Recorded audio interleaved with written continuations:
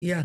Okay. Now, but before we go on to the other testimony, is Kerwin Espinosa's statements at that point before retraction were used to persecute you, but he did not serve as a witness on record on your three drug cases. Why do you think is that, looking back?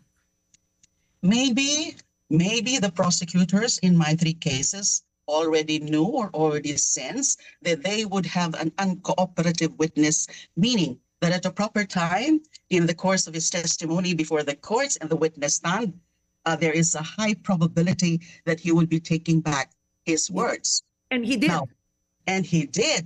Yes. And then, maybe nakita na nila yon na he could not be relied on.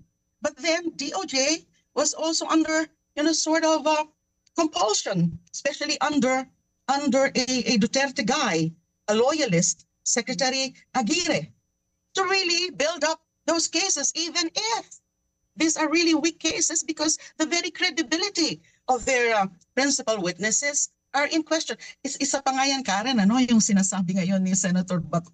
Maniniwala ba kayo dyan na drug lord yan? Hindi lang yan alleged drug lord, kundi totoong drug lord. Sino bang paniniwalaan nyo? Siya o ako? We can always return the question to him. Yeah. Why on earth did you use him in the first place in 2016? In the same manner that they also used those PDL witnesses. Yeah. These are also drug lords. These were convicted of heinous crimes. And we've been saying all along that their credibility is almost zero. So why use them? So binabalikan na talaga sa kanila yung mga yan eh. How can they explain that? And besides, in the case of Kerwin Espinosa, so they would say, and some people would also say, so let's see now. Let's weigh things up. Na maniniwala ba talaga tayo? Kailangan naman corroborative dyan kay Kerwin. Kasi, the general rule under jurisprudence is that recantation is frowned upon.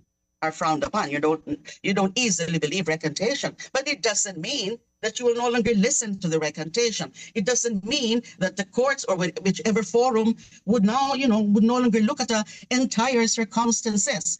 Kasi Kerwin already said in his latest testimony that he was coerced, so under duress.